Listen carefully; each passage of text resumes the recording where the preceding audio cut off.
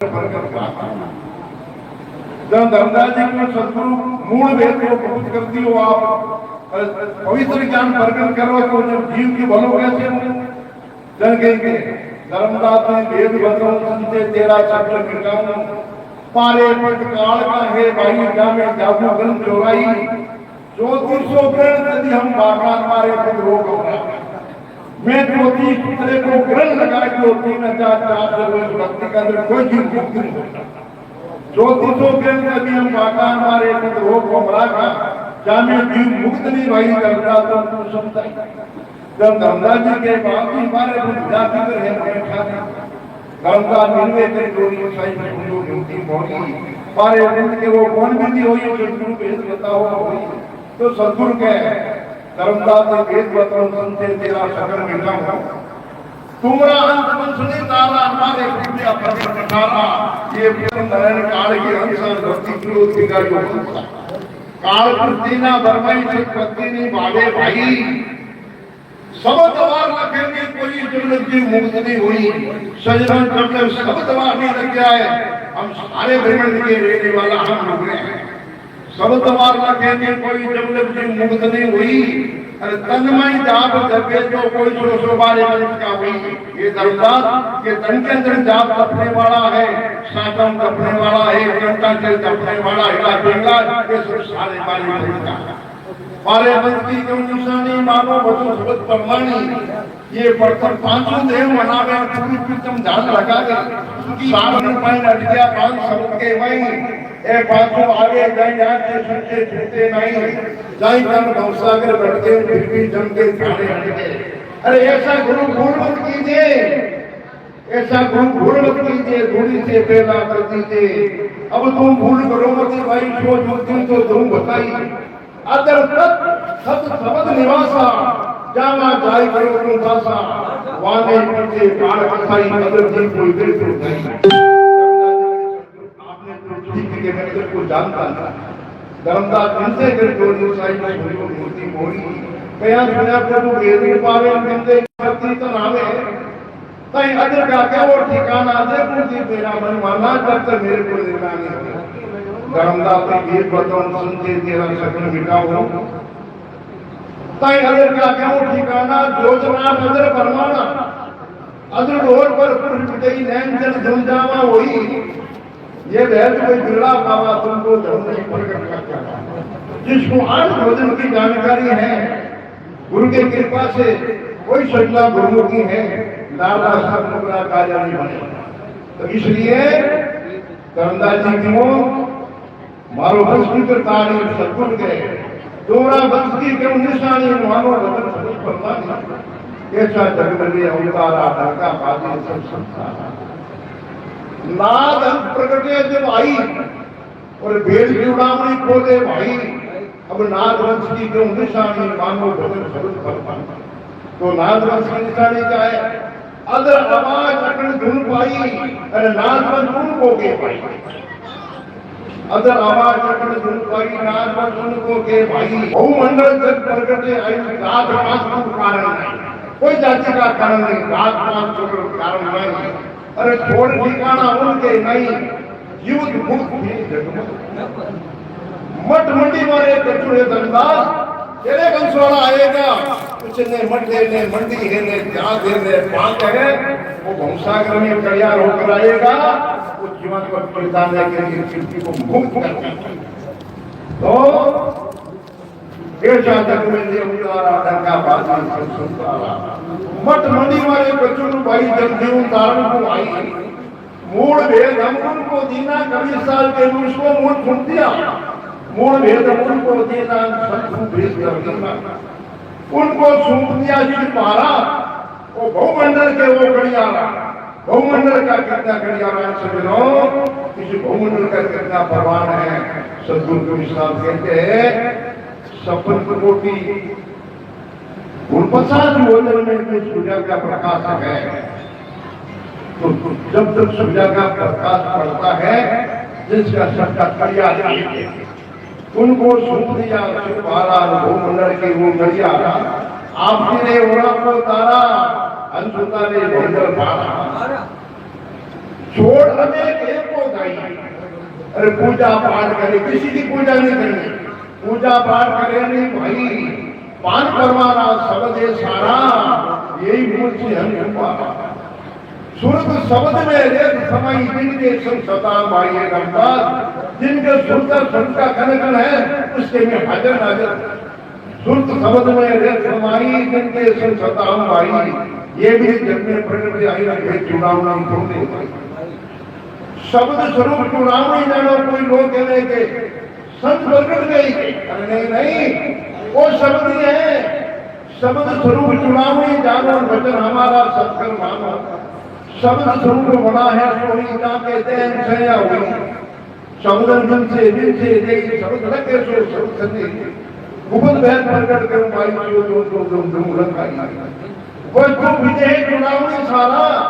अरे सदगुरु से सतगुरु तुम्हारा नैन चल धुल जावा हुई उनको को और नहीं कोई।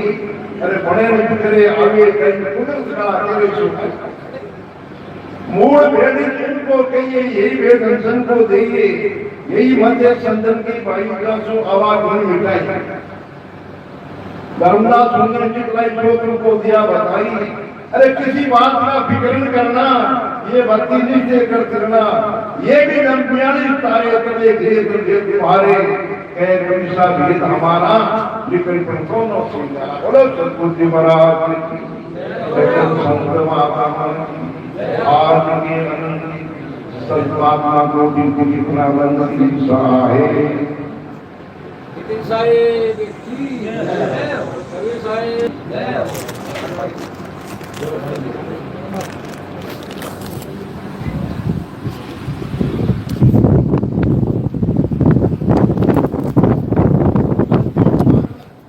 बनता और बिगड़ता है सब असत है। उन्हें बनता है वो खंड है, उसको जानिए वो क्या है, वो रहता है।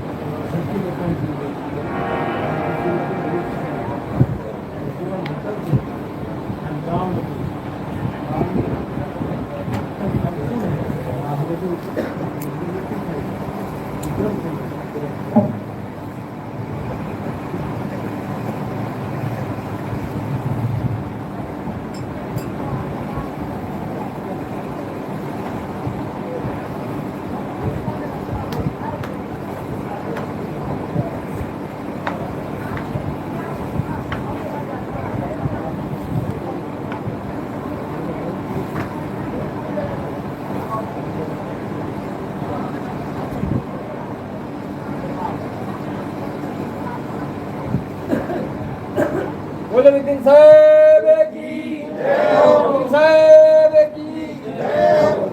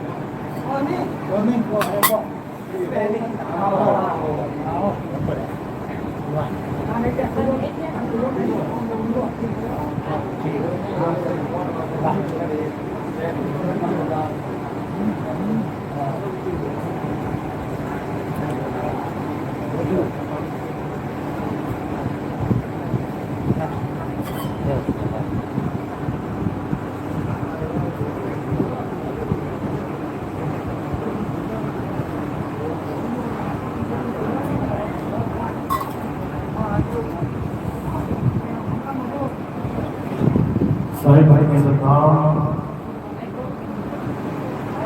तो आज परमात्मा की अपार कृपा से बीकानेर में राजस्थान में सत्संग होने जा रहा है। बहुत बड़े भाग हैं उन जीवों के जो अपने पूरे जीवन काल में एक बार भी इस मूल ज्ञान को सुन पाते हैं, और उससे भी बड़े भाग हैं उन जीवों के जो इस मूल ज्ञान को थोड़ा सा भी समझ पाते हैं। क्योंकि सुनना आसान है, आए बैठे घंटा 2 घंटा सुन के चले गए, लेकिन इस ज्ञान को समझना बहुत मुश्किल है। ये केवल उसी को समझ में आता है जिस पर परम पिता परमात्मा की मोहर लगी होती है, जिस पर बंदी छोड़ की दया होती है। ये ज्ञान केवल उसी के समझ में आता है, नहीं तो किसी जीव की इतनी हैसियत नहीं जो इस ज्ञान को समझ पाएगा, नहीं समझ सकता। उसको ये ज्ञान आएगा ही नहीं, उसको ये समझ में ही नहीं आएगा। लेकिन मालिक की दया हो तो एक एक बात समझ में आएगी, एक एक बात ऐसी गहन में चली जाएगी कि लगेगा कि यही ढूंढ रहा था, इतना जन्म बर्बाद किया इसी ज्ञान के लिए। लेकिन ये किसी बिरले के साथ होता है, सबके साथ नहीं।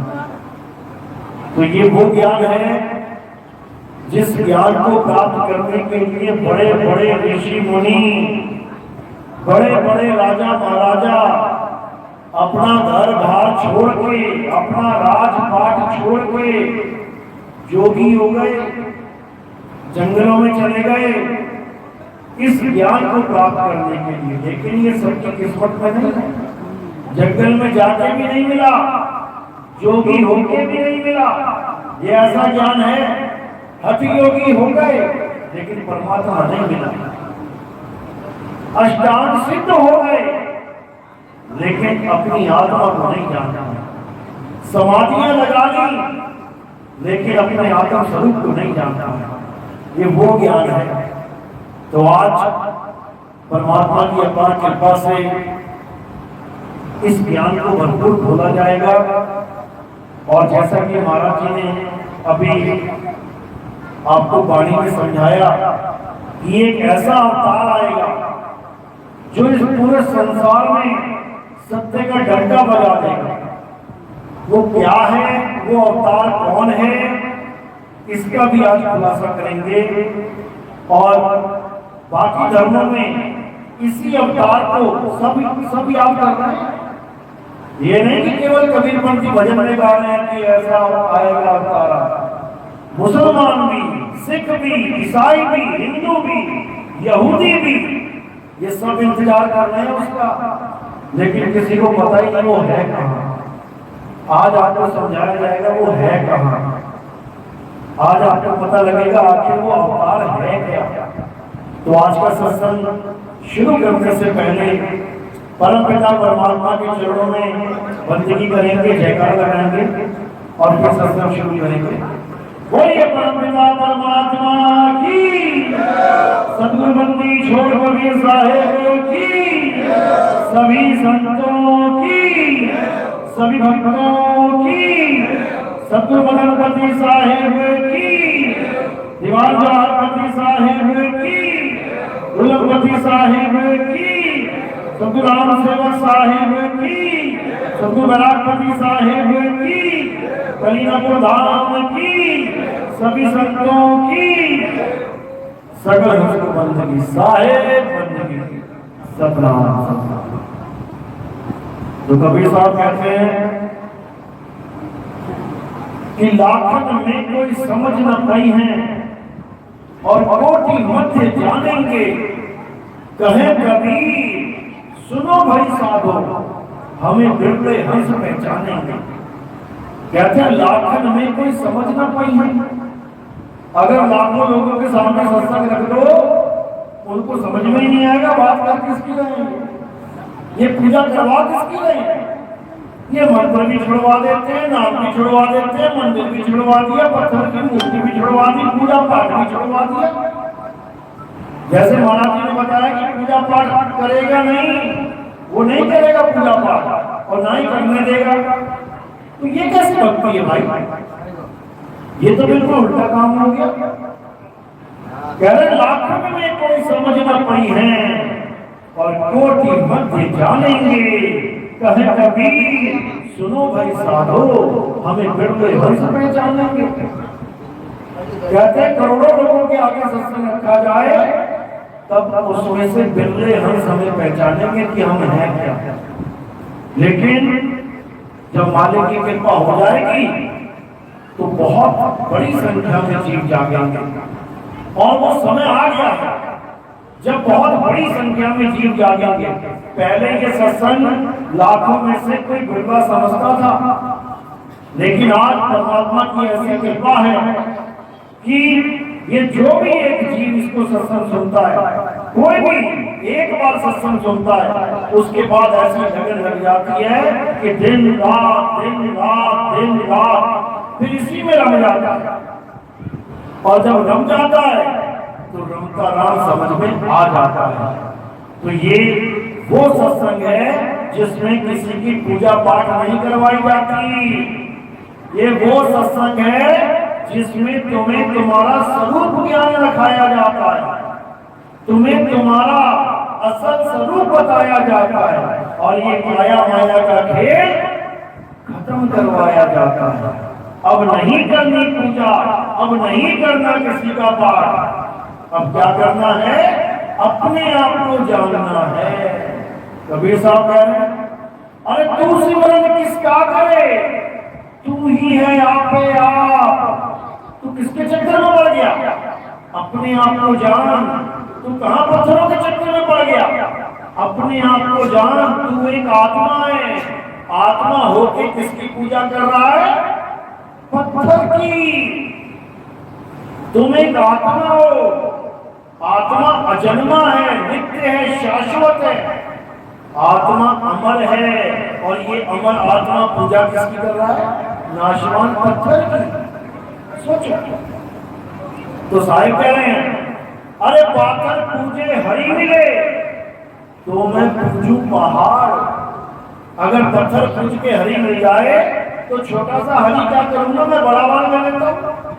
पूरे पहाड़ कितना हरि मिल जाएगा पहाड़ पूज के।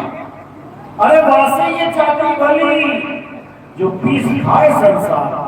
कहते हैं उस बेजान हरि से अच्छी ये बेजान चक्की है, कम से कम जानदार लोगों को कुछ फायदा तो करवा रही है। क्या करवाती है चक्की? गेहूं पीस के आटा दिलवाती है, जिसे खा के तुम्हारी आंखें खुल रही हैं, बच्चों के पेट भर रहे हैं। वो पत्थर की मूर्ति क्या कर रही है? वो तो देने की जगह ले रही है। कहते हैं ना मैं कहीं गया था, काम खराब हो गया, लेने के देने पड़ गए। तो वो लेने के देने कहाँ पड़ते हैं? मंदिर में पड़ते हैं। गए थे भगवान से कुछ लेने और पड़ गए वहां पे देने। गए थे भगवान से मांगने और गले में भगवान को दान दे के आ गया। बताओ। अरे भगवान दानी है कि तुम दानी हो? भगवान देने वाला है कि तुम देने वाले हो? मंगता कौन है?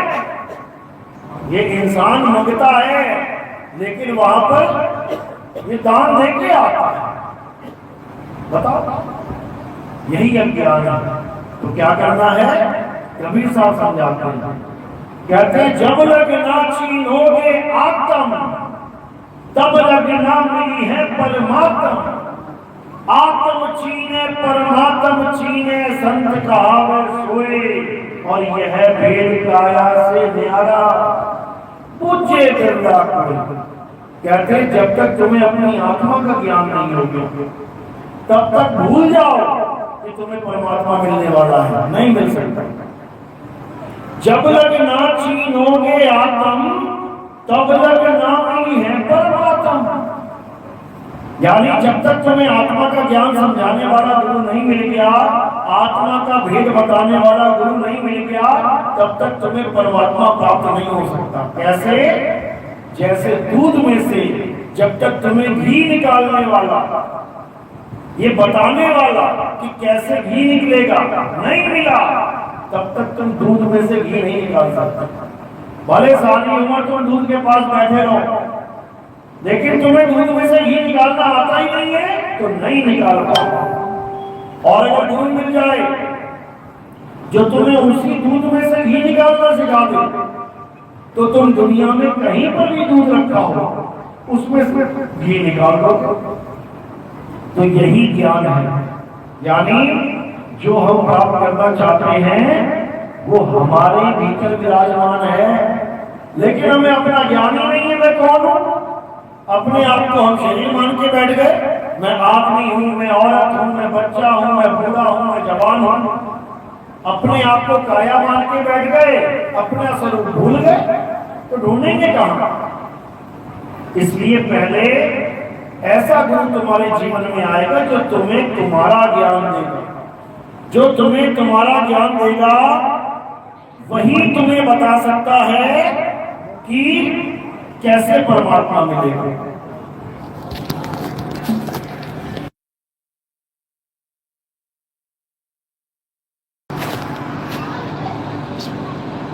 वही तुम्हें बता सकता है कि परमात्मा कैसे मिलेगा, अन्यथा नहीं बता सकता कोई।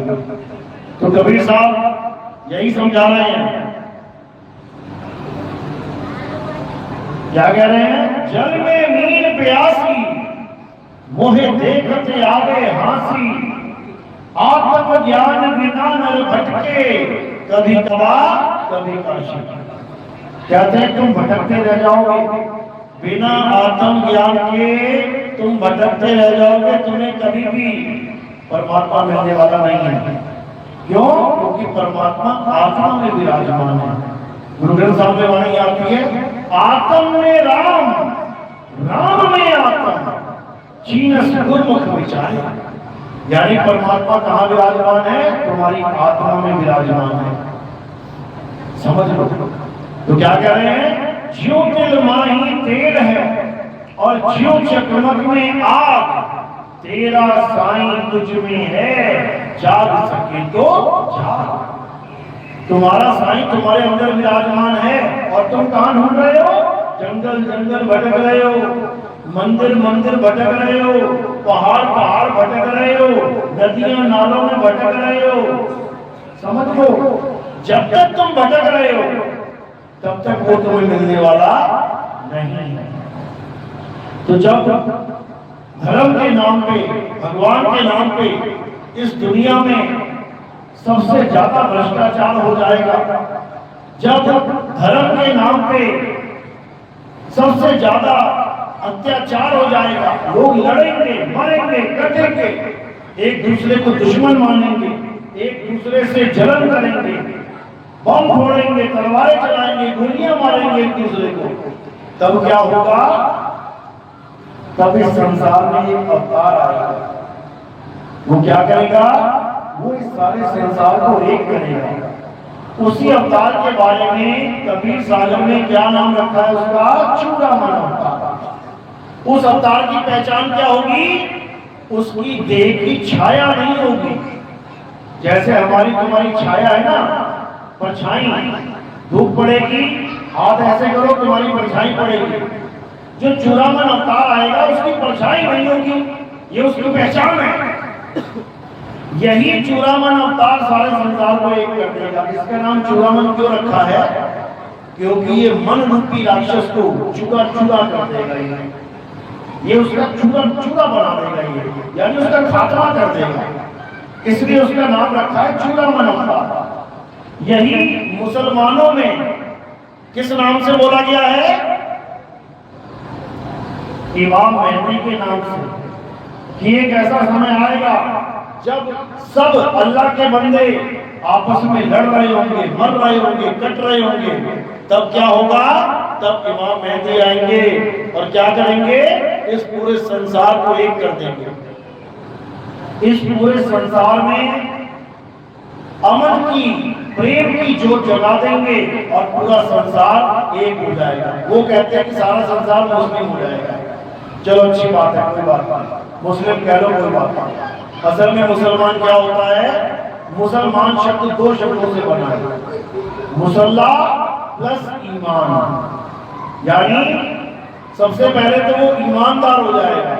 ईमानदार होने में कोई बुराई तो नहीं है ना, अच्छी बात है। हिंदू भी ईमानदार हो जाए, मुसलमान भी ईमानदार हो जाए, सिख भी ईमानदार हो जाए, ईसाई भी ईमानदार हो जाए, अच्छी बात है।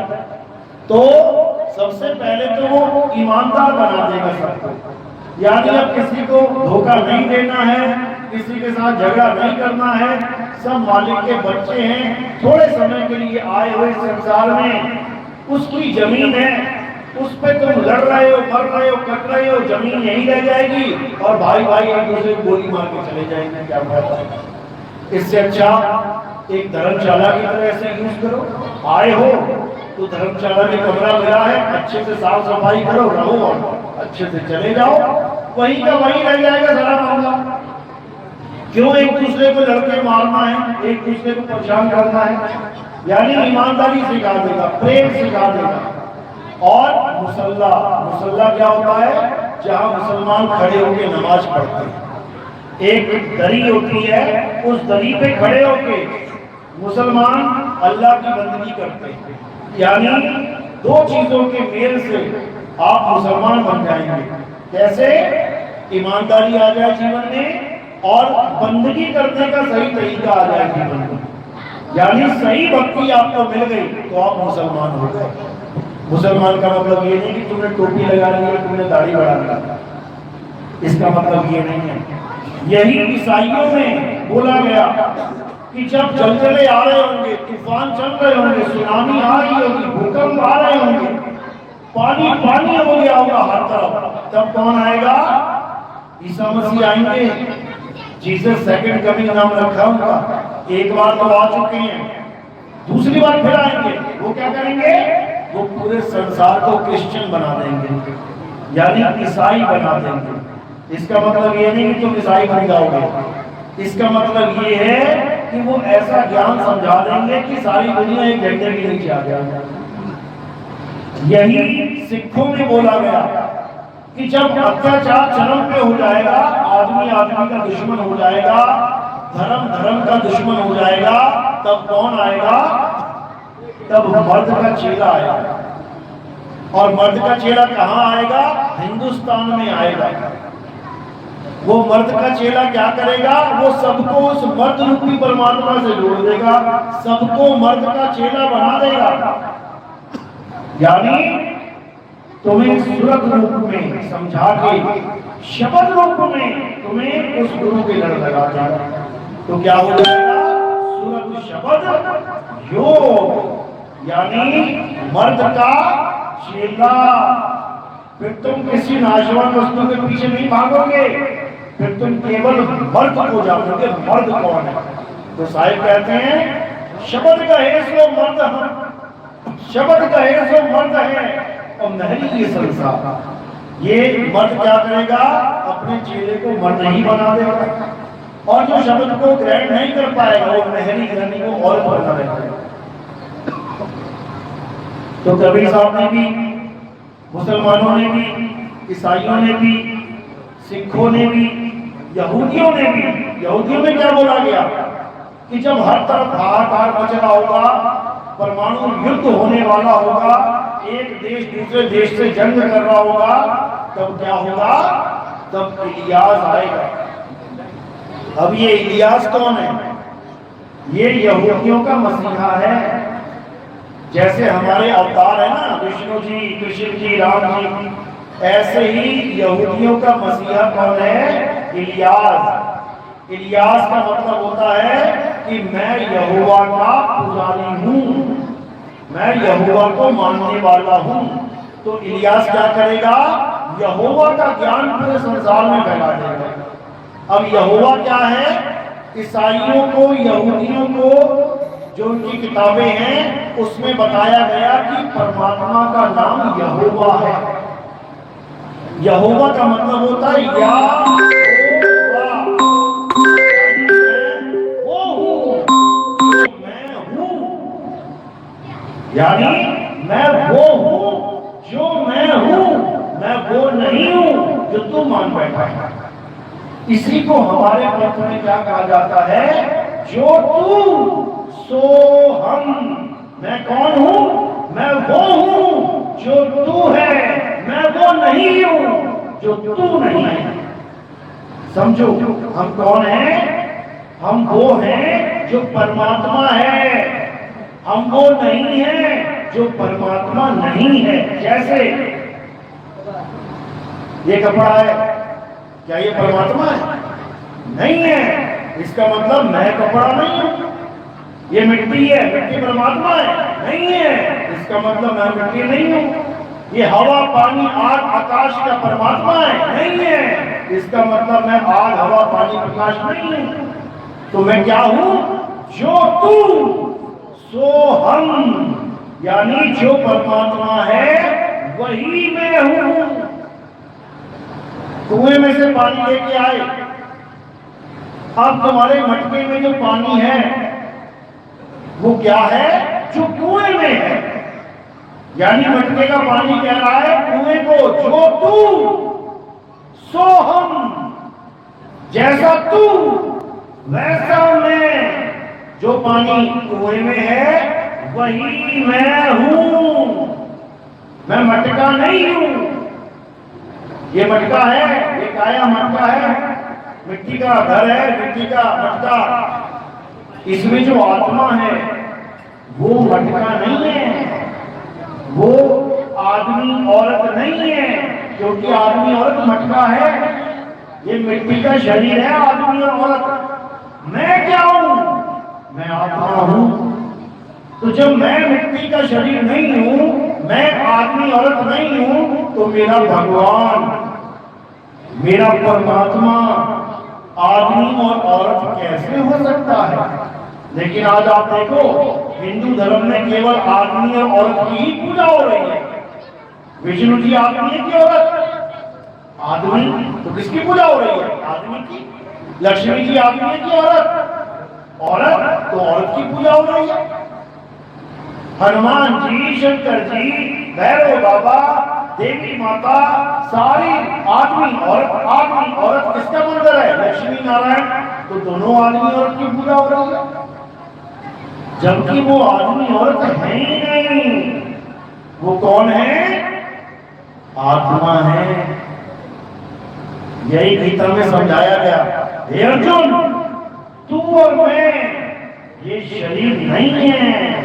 ये शरीर तो हमने धारण किए हैं, तूने और मैंने अनंतों शरीर धारण किए हैं। उन शरीरों को मैं जानता हूं, तू नहीं जानता, क्योंकि तुझे माया ने भ्रमित कर दिया है, जीव बना दिया है। मैं ब्रह्म को प्राप्त हो चुका हूं, इसलिए मैं जान रहा हूं कि कौन कौन सी रचना हुई है। लेकिन शरीर हमने धारण किए हैं, हम शरीर नहीं है। जैसे ये कपड़ा मैंने धारण कर लिया, मैं कपड़ा नहीं हो गया। कपड़ा तो मैं एक दिन छोड़ दूंगा, छोड़ा कि नहीं? आप देखोगे पहला अवतार मत्स्य अवतार, मछली का अवतार। तो मछली रूपी कपड़े को मैंने धारण किया, छोड़ दिया, यानी मछली खत्म। फिर मैंने कछुआ रूपी कपड़े को धारण किया, फिर कछुए को ही छोड़ दिया, दूसरा अवतार कुर्म अवतार। फिर मैंने वराह शरीर को पकड़ा और फिर छोड़ दिया, तीसरा अवतार। फिर मैंने आधा आदमी आधा जानवर नरसिंह अवतार को धारण किया, उसके बाद उसको भी छोड़ दिया। किसने मारा नरसिंह अवतार को? नरसिंह अवतार ने किसका वध किया था हिरण्यकश्यप का। तो नरसिंह का वध किसने किया पता है? नहीं पता? शिव जी ने। आपने बोला? किसने बोला? आपने बोला। बहुत बढ़िया, शिव जी ने किया है। ये आपको कैसे पता लगेगा? शिव महापुराण पढ़ो, उसमें बिल्कुल साफ लिख रखा है कि नरसिंह अवतार इतना क्रोधित हो गया, इतना क्रोधित हो गया कि सबका ही समाया करने लग गया। इतना ज्यादा आक्रोशित हो गया कि अब उसको शांत करना मुमकिन नहीं था। तो क्या किया? तो शिव जी ने उसका संहार कर दिया। अब बताओ, यानी भगवान आया किसी का संहार करने और किसी और ने भगवान के संहार कर दिया। समझो, यानी केवल शरीर को पकड़ा और छोड़ा जा रहा है। चौथा अवतार नरसिंह अवतार, पांचवा अवतार वामन अवतार, उसके बाद वामन का शरीर, बौना शरीर पकड़ा, 3 पग धरती मांग के फिर छोड़ दिया। उसके बाद परशुराम अवतार, फिर परशुराम जी का शरीर पकड़ा, फिर छूट जाएगा। उसके बाद राम अवतार, राम जी का शरीर पकड़ा, सरयू नदी में छोड़ दिया, पानी में मिल गया। उसके बाद कृष्ण अवतार, ये पकड़ा शरीर और ये छोड़ दिया, पैर में तीर लग गया, शरीर खत्म। बार बार शरीर पकड़ना और छोड़ना ये हमारा काम है, लेकिन हम शरीर नहीं है, हम देह नहीं है, हम आत्मा हैं। ये अर्जुन, इस जन्म में तुमने ये शरीर पकड़ा हुआ है और मैंने ये शरीर पकड़ा हुआ है, और ये दोनों शरीर हम छोड़ के चले जाएंगे, लेकिन हम और तुम शरीर नहीं, आत्मा है। शरीरों का तो जन्म होगा, मृत्यु भी होगी, लेकिन हम और तुम अजन्मे हैं, शाश्वत हैं, नित्य हैं, अजर हैं, अमर हैं, अविनाशी हैं। हमारा और तुम्हारा कभी नाश नहीं होता, कभी नहीं होता। इसीलिए बोला गया ना, ईश्वर अंश जीव अविनाशी। तो अविनाशी क्यों बोला? अगर जीव मरेगा तो अविनाशी क्यों बोला? अरे अविनाशी है, लेकिन अपने आप को भूला बैठा है। तो कहते हैं इसी अविनाशी को भूलने के कारण इस संसार में हर जगह झूठ, कपट, अत्याचार फैल जाएगा। किसको भूले बैठे हैं? अविनाशी को। और किसको पकड़ के बैठे हैं? नाशवान को। अब जब नाशवान को पकड़ेंगे तो मतभेद होगा। मैं इसकी पूजा कर रहा हूँ, वो उसकी पूजा कर रहा है, वो उसकी पूजा कर रहा है, सब शरीरों की पूजा में लगे हुए हैं, तो कलेश होगा। वो कहेगा ये बड़ा, वो कहेगा वो बड़ा, वो कहेगा वो बड़ा, कोई बचा नहीं सकता। तो यही समझाया गया कि ब्रह्मा विष्णु महेश के भगत भी आपस में लड़ मरेंगे कि ब्रह्मा जी सबसे बड़े हैं, विष्णु जी वाले कहेंगे विष्णु जी सबसे बड़े हैं, और शंकर जी वाले कहेंगे शंकर जी सबसे बड़े हैं। ये मतभेद होता ही आया है। आपको शायद नहीं पता होगा, बहुत समय पहले कुंभ में वैष्णव और नाथों का, नागा साधुओं का बहुत बड़ी मुठभेड़ हो गई थी। हजारों वैष्णव संप्रदाय के भक्तों को वहां काट दिया गया, क्योंकि नागा लोग के पास तलवारें होती थी, त्रिशूल होते थे। वैष्णव बेचारा तुलसी की माला लेके घूम रहा है, लेकिन पहले कौन नहाएगा? इस विवाद में हजारों की संख्या में मारे गए। बताओ क्या फायदा हुआ? शरीरों को पूजोगे तो ऐसे ही झगड़े होंगे। कोई कहेगा शनि देव की पूजा कर लो, वो सबसे बड़ा देव है। कोई कहेगा नहीं, हनुमान जी की पूजा कर लो। कोई कहेगा ये तो कुछ भी नहीं है, तुम केवल शंकर जी की पूजा कर लो, राम जी की, कृष्ण जी। सब अपना अपना खिचड़ी पका के बैठ जाएंगे। इसी में विरोध होता है, इसी में द्वेष हो जाएगा। तो कहते हैं कि जब ऐसा हो रहा होगा संसार में, लोग भगवान के नाम पे लड़ रहे होंगे, लोग शरीरों के नाम पे लड़ रहे होंगे, तब क्या होगा? तब एक अवतार आएगा। हमारे धर्म में, हिंदू धर्म में क्या बताया गया है कि जब पाप चरम पे हो जाएगा, जब मंदिरों में भगवान के दर्शन के लिए अलग से लाइनें लग जाएंगी, वीआईपी दर्शन, गरीब बेचारा 5 घंटा 10 घंटा खड़ा होकर दर्शन करेगा, और अमीर 10,000 रुपए देके शॉर्टकट मार देगा। अच्छा हो रहा है कि बुरा हो रहा है? क्या ये धर्म है हमारा? लेकिन बड़े बड़े मंदिरों में यही चल रहा है, शॉर्टकट। बताओ, अरे जब मंदिर में ही शॉर्टकट चलने लग जाए तो और कौन सी जगह बची है धर्म के नाम पे? बताओ, सारी दुनिया में भ्रष्टाचार हो जाए, कहते हैं भगवान के घर देर है अंधेर नहीं, तुमने भगवान के घर में भ्रष्टाचार कर दिया। 10,000 रुपए है तो आजा और सेल्फी भी ले जा, और 10 रुपए आए तो खड़ा रहे वहां पे 10-10 घंटा 20-20 घंटा। तो कहते हैं जब ऐसा अत्याचार हो रहा होगा मेरे ही नाम पे तो क्या होगा? मैं फिर वापस आ जाऊंगा। वो फिर वापस आ जाता है भाई। यदा यदा ही धर्मस्य ग्लानिर्भवति भारत अभ्युत्थानं धर्मस्य तदात्मानं सृजाम्यहम्। जब जब अधर्म बढ़ता है और धर्म की हानि होती है तब तब मैं इस संसार में वापस आता हूं। किसने बोला ये कृष्ण जी ने बोला। इसका मतलब अब वो आने वाले हैं, लेकिन वो आएंगे कैसे? हमें ये समझना है। आएंगे तो वो 100%, लेकिन वो आएंगे कैसे? क्या वो मछली बन के आएंगे? क्या वो कछुआ बन के आएंगे? क्या वो वरा बन के आएंगे? क्या वो आधा आदमी आधा जानवर बन के आएंगे? क्या वो वामन अवतार बन के आएंगे, या वो कोई धनुष बाण लेके आएंगे, या इस बार हाथ में चक्कर लेके आएंगे, या महात्मा बुद्ध बन के आएंगे? इस बार वो शरीर धारण करके आएंगे ही नहीं। इस बार वो शरीर धारण करके नहीं आएंगे, समझ लो। नहीं तो इंसान ने क्या बना रखा है? ये बड़े बड़े परमाणु बम बना रखे हैं। शरीरों के तो छितरे उड़ा दो, शरीरों के तो छितरे उड़ा दो, ऐसा बना पड़ा ये इंसान राक्षस। तो इस बार वो क्या रूप धारण करके आएंगे? इस बार वो आत्मा के रूप में आएंगे। इस बार वो आत्म स्वरूप में आएंगे। इस बार वो आत्म देव होके आएंगे। इसीलिए उन्होंने अपना नाम क्या रखा है? कल्कि अवतार। नाम सुना कल्कि अवतार? कब आएंगे वो? 4 लाख साल बाद, 4,32,000 साल बाद। कल्कि अवतार नाम क्यों रखा है समझ लो। कल्कि अवतार का मतलब होता है कल्कि यानी कलंक से रहित, जिसमें कोई कलंक नहीं लग सकता। और संतों ने कल्कि अवतार के दूसरे नाम क्या रखे हैं? किसी ने इसको निष्कलंक अवतार बोला, यानी जिसमें कोई कलंक नहीं लग सकता।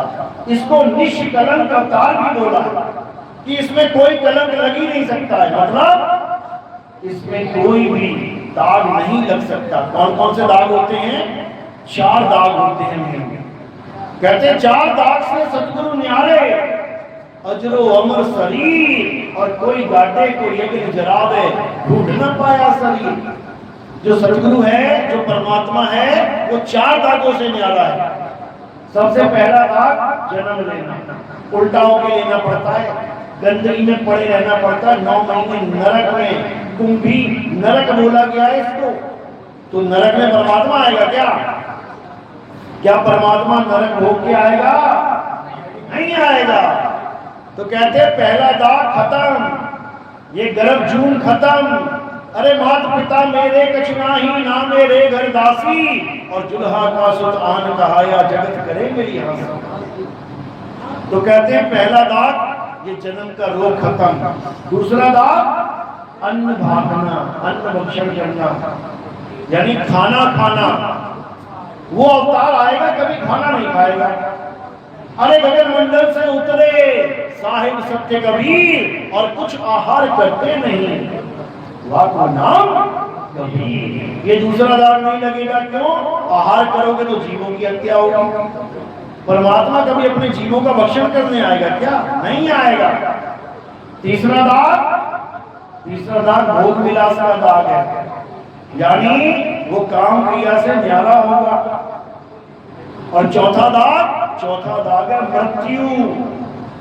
वो ऐसा नहीं होगा कि कौन मर गया? परमात्मा मर गया, अब जाओ दफनाओ जाके परमात्मा। ये 4 दाग परमात्मा में नहीं है। ये निष्कलंक अवतार में 4 दाग नहीं है, इसीलिए उसका नाम निष्कलंक अवतार रखा गया है, और कोई मकसद नहीं है। ये समझाने के लिए कि वो आत्मा का अवतार है। आत्मदेव है। तो कहते हैं 4 दाग से सतगुरु न्यारे अजरो अमर शरीर। अब अजरो अमर शरीर क्यों बोला? ताकि इस नाशवान शरीर से तुम्हारा ध्यान हट जाए, ये नाशवान शरीर वाला खेल खत्म हो जाए। अजरो अमर शरीर यानी अब आत्मा की तरफ बढ़ो, अपने स्वरूप की तरफ बढ़ो, तब समझ में आएगा निकलंक अवतार होता क्या। तो कहते हैं वो कल्कि अवतार जब आएगा तो क्या करेगा? वो घोड़े पे आएगा, हाथ में तलवार लेके आएगा, नंगी तलवार, मयान भी नहीं लगी होगी। यानी कि घोड़े पे आएगा मतलब वो कोई ये वाले घोड़े नहीं है जो हिला रहे हैं, घास खा रहे हैं। ये घोड़े कौन से हैं? ये बुद्धि के घोड़े हैं। यानी वो ऐसा बुद्धि का घोड़ा लेके आएगा कि सबके बुद्धि के घोड़े दौड़ने लग जाएंगे। और तलवार कौन सी होगी? विवेक की तलवार, यानी असत्य और सत्य का निबेड़ा करने वाली तलवार। ये असत्य को काटता चला जाएगा और सत्य को उजागर करता चला जाएगा। तो यही कल्कि अवतार जब आएगा तो क्या करेगा? पूरे विश्व को क्या बना देगा? सनातनी बना देगा।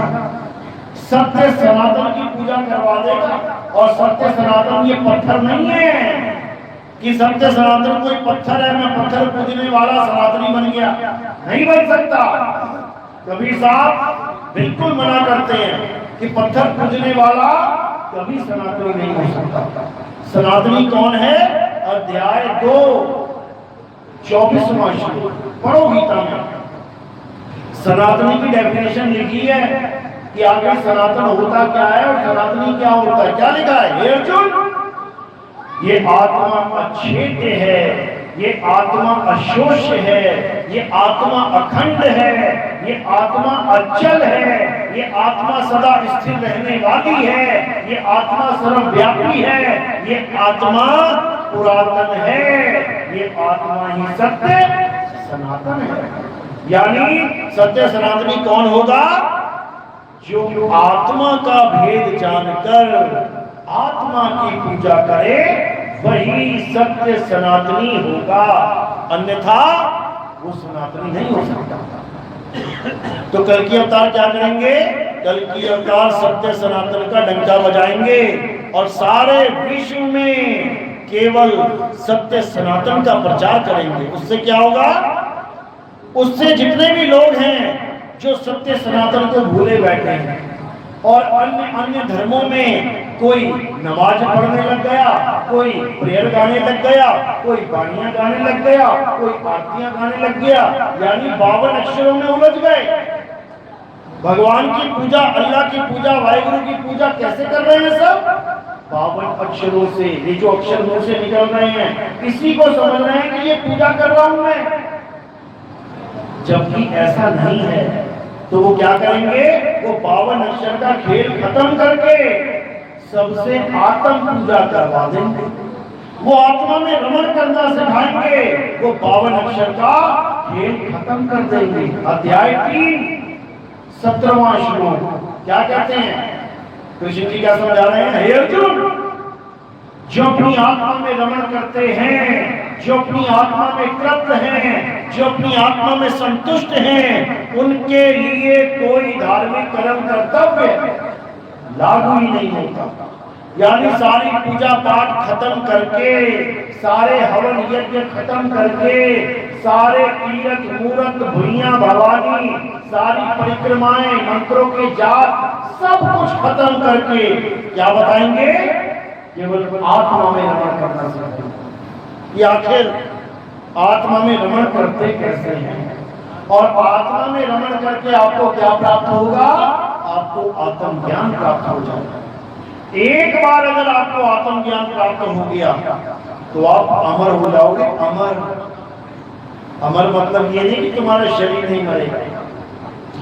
अमर का मतलब है कि मौत तुम्हारा कुछ बिगाड़ नहीं सकती। मौत आएगी किसको? शरीर को, और तुम अपनी आत्मा में स्थिर हो जाओगे। यानी तुम देखोगे कि मेरा शरीर छूट रहा है, लेकिन तुम मरोगे नहीं। इसी को कबीर साहब कहते हैं, अमर करूं सतलोक पठाऊं दाते बंदी छोड़ कहां। कहते हैं मैं यहाँ तुम्हें नाम जपवाने नहीं आता कि यहाँ आके तुम्हें नाम दे दूं, मैं राम राम जपो, राधे राधे जपो, अल्लाह अल्लाह जपो, वाहिगुरु वाहिगुरु जपो। मैं नाम जपवाने नहीं आता, मैं नाम छुड़वाने आता हूं। छुड़वाने यानी तुम जो भी नाम जप रहे हो छोड़ दो और क्या करो, अपनी आत्मा को जानो जिसकी वजह से तुम सारे नाम बोल पा रहे हो। हिंदू बोल रहा है राम राम राम राम, मुस्लिम बोल रहा अल्लाह अल्लाह, सिख बोल रहा वाहिगुरु वाहिगुरु वाहिगुरु, ईसाई कर रहा है गॉड गॉड। किसकी वजह से? आत्मा की वजह से। अगर ये आत्मा ना हो, बोल के दिखाए कोई जय श्री राम, बोल के दिखाए कोई अल्लाहू अकबर, बोल के दिखाए कोई वाहिगुरु सत श्री अकाल, बोल के दिखाए कोई यहोवा, बोल ही नहीं सकते। तो ये सारे नाम किसकी वजह से बोले जा रहे हैं? आत्मा की वजह से। हमने नामों को तो जान लिया, नामों को तो पकड़ लिया, लेकिन आत्मा को नहीं पकड़ पाए, यही अज्ञान है। तो कल की अवतार क्या करेंगे? तुम्हें आत्मा का ज्ञान समझाएंगे, तुम्हें आत्मा का भेद बताएंगे और तुम्हें आत्म ज्ञानी बनाएंगे। ये उनका काम है। तो यही है वो अवतार जो सारे संसार में सबको एक कर देगा।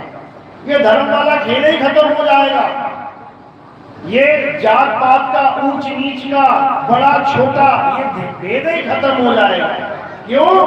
क्योंकि 52 अक्षरों का भेद खोल दिया जाएगा। कोई कहता है मैं ब्राह्मण हूं, कोई कहता है मैं ठाकुर हूं, कोई कहता है मैं हरिजन हूं। क्यों कह पा रहा है? अक्षरों की वजह से। अगर दादा दादा आ ई ना बनाई होती इंसान ने, तो बताओ ब्राह्मण का बा कहां से आता, हरिजन का हा कहां से आता, शूद्र का शाह कहां से आता, बाणिये का बा कहां से आता, अरे राम का रा कहां से आता, वाहिगुरु का वाह कहां से आता, अल्लाह का आ कहां से आता, कहां से आता? होता ही नहीं। ये नाम होते ही नहीं। इसका मतलब ये नहीं कि अल्लाह नहीं होता, वाहिगुरु नहीं होता, गॉड नहीं, वो होता। इसका मतलब ये नहीं कि तुम हम नहीं होते, होते, लेकिन ये नाम नहीं होते, जात नहीं होती, ये धर्म नहीं होता। आज हिंदू मुस्लिम सिख ईसाई भटके बैठ गए हैं, किसकी वजह से? इन 52 अक्षरों की वजह से। अगर ये 52 अक्षर ना होते तो हिंदू लिखते कैसे, तो मुसलमान बनते कैसे? तो इन 52 के जंजाल से सारे फंसे हुए हैं। इसी 52 की वजह से सब लड़ रहे हैं, झगड़ रहे हैं। तो जब कल की अवतार आएगा तो 52 का खेल खत्म कर देगा, हटाओ इसे। फिर क्या करेंगे? आत्मा का ज्ञान देंगे, तुम्हें आत्म ज्ञानी बनाएंगे। आत्म ज्ञानी का मतलब ये नहीं कि तुम रामकृष्ण को छोड़ के कल की करने लग जाना, हरे की हरे की। आत्म ज्ञान का मतलब क्या है समझ लो। जहां पर भी आत्म शब्द लग जाए, आत्म वो किसको संकेत करता है? तुम्हारे